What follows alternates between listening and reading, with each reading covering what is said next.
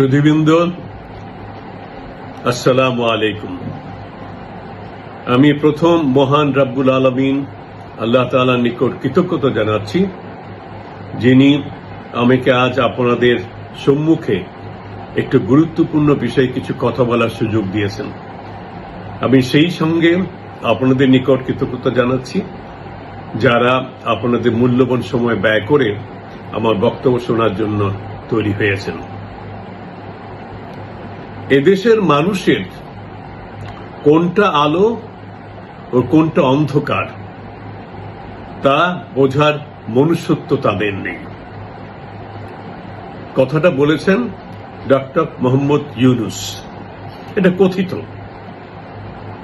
সম্প্রতি বিভিন্ন সংবাদ মাধ্যমে ব্যাপকভাবে প্রচারিত ডক্টর ইউনূস উপরোক্ত কথিত বক্তব্য তার ন্যায় বিশ্বনন্দিত একজন নীতিবান, বিনয়ী ও মার্জিত রুচির ব্যক্তির মুখে উচ্চারিত হয়েছে বলে আমার বিশ্বাস করতে কষ্ট হয়।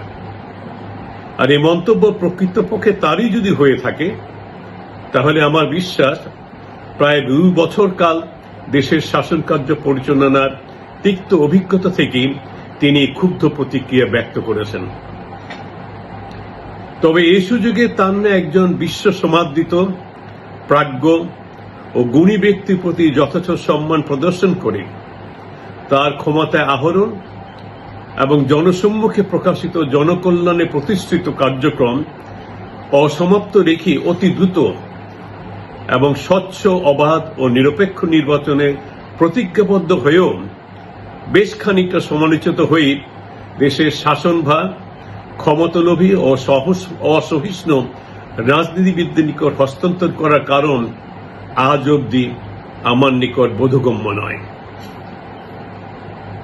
প্রারম্ভেই আমি বিনয়ের সাথে ডক্টর ইউনূসকে স্মরণ করাতে চাই। গ্রামীণ ব্যাংক এবং দেশে বিদেশে ছড়িয়ে ছিটিয়ে থাকা এর অগণিত শাখা প্রশাখা অঙ্গ প্রতিষ্ঠানকে গড়ে তোলা এবং তা পরিচালনা করা, আর বাংলাদেশের ন্যায় নিত্যদিন জোয়ার ভাটায় কবলিত 18 কোটি বিচিত্র চারিত্রিক গোষ্ঠীর অধিকারী মানুষগুলোর দেশটিকে পরিচালনা করা এক কাজ নয়। মানবতার কল্যাণার্থে তার অবদান নিঃসন্দেহে ভূয়সী প্রশংসা দাবিদার, যার স্বীকৃতি স্বরূপ তিনি বিশ্বের যে কোনো মানুষের শ্রেষ্ঠ অর্জন নোবেল পুরস্কারে ভূষিত হয়েছিলেন।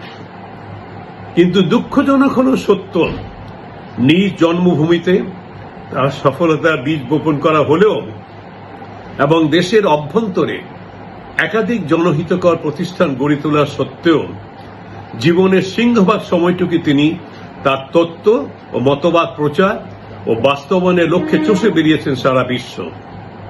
ফলে যখন বিশ্বের অসংখ্য দেশের অগণিত মানুষ তার অবদানে হয়েছে গভীরভাবে উপকৃত, তখন দীর্ঘ 55 বছর ধরে তার স্বীয় জন্মভূমির অভ্যন্তরে রাজনৈতিক, সামাজিক এবং অর্থনৈতিক পরিস্থিতি, শাসন ব্যবস্থা এবং জনমানুষরূপে নেমে আসা মানব সৃষ্ট দুর্ভোগের সঠিক চিত্র তার কাছে ছিল অস্পষ্ট ও অজানা।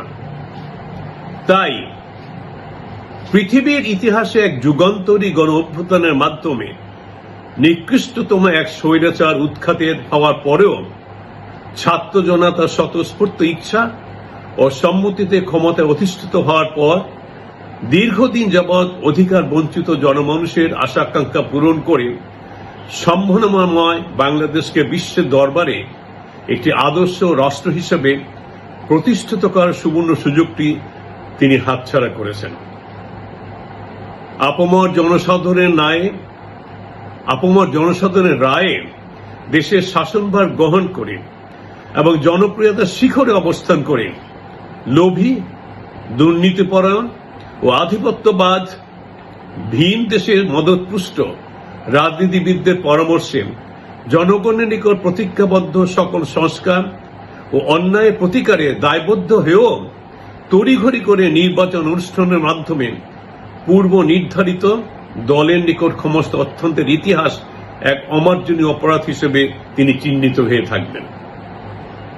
তাই আজ এদেশের মানুষের আলো আর অন্ধকারের মাঝে পার্থক্য না বোঝার ব্যর্থতা যে কেউই যখন তাদের মনুষ্যত্বহীন বলে আখ্যায়িত করেন না কেন, তখন আমি ক্ষুব্ধ হয়ে বলতে বাধ্য হই, প্রকৃত ব্যর্থতা এদেশের রাজনৈতিক নেতা নেত্রীদের।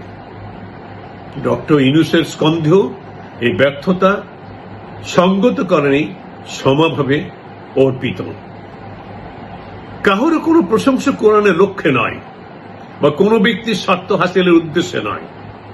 আজকের প্রেক্ষাপটে একটি বিষয় উল্লেখ করা প্রাসঙ্গিক বলে আমি মনে করি এবং পাঠক ও দর্শক শ্রোতাদের জ্ঞাতার্থে তাই জানাচ্ছি। ফ্যাসিস্ট হাসিনার স্বৈরাচারী শাসনকালে যখন ডক্টর ইউনূস ওই ডাইনি রোশনলে পড়ে তার বিরুদ্ধে আনিত অজস্র মিথ্যা মামলায় প্রতিনিয়ত দেশের বিভিন্ন আদালতে সশরীরে হাজিরা দিতে গিয়ে ক্লান্ত অসুস্থ হয়ে পড়েছিলেন, তখন অনেকের ন্যায় বিচার ও সত্য প্রতিষ্ঠার উদ্দেশ্যে আমিও ছিলাম সোচ্চার, যার কারণে স্বৈরাচারের খড়গ আমার উপর হয়েছিল পতিত।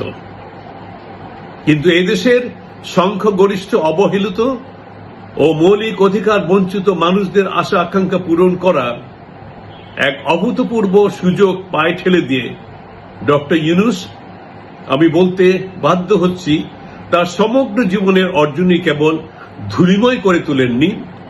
জুলাই গণ অভ্যুত্থানে প্রাণ বিসর্জন দেওয়া সহস্র শহীদের বিদেহী আত্মা এবং এখনো বেঁচে থাকা অসংখ্য আহত ও পঙ্গুত্ব বরণ করার যোদ্ধা আর তাদের সাথীদের করেছেন মর্মাহত।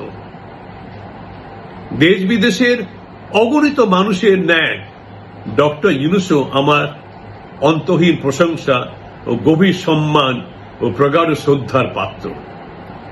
তার ন্যায় এক মহিরুহুকে অবমূল্যায়ন বা হেয় করা ধৃষ্টতা বা হীনমন্যতা কোনোটাই আমার নেই। প্রায় 2 বছর কাল যাবৎ দেশ শাসনে তার ভূমিকা, সঠিকতা এবং ভ্রান্ত সিদ্ধান্ত বিষয়ে বিচার বিশ্লেষণ ও পুনঃমূল্যায়ন করে জাতির নিকট তার বক্তব্য তুলে ধরে তার বিচক্ষণতা ও দেশপ্রেমের সুসংগত করবেন তিনি, এটাই আমার প্রত্যাশা আজকের বক্তব্যে। পরিশেষে সুধীবৃন্দ, আমার এই অবৈধত্যপূর্ণ বক্তব্য ধৈর্য সহকারে শোনার জন্য আপনাদের জানাচ্ছি আমার অন্তহীন ধন্যবাদ ও গভীর কৃতজ্ঞতা। আল্লাহ আমাদের সহায় হন। বাংলাদেশ জিন্দাবাদ। আসসালামু আলাইকুম ওয়া রাহমাতুল্লাহি ওয়া বারাকাতুহু।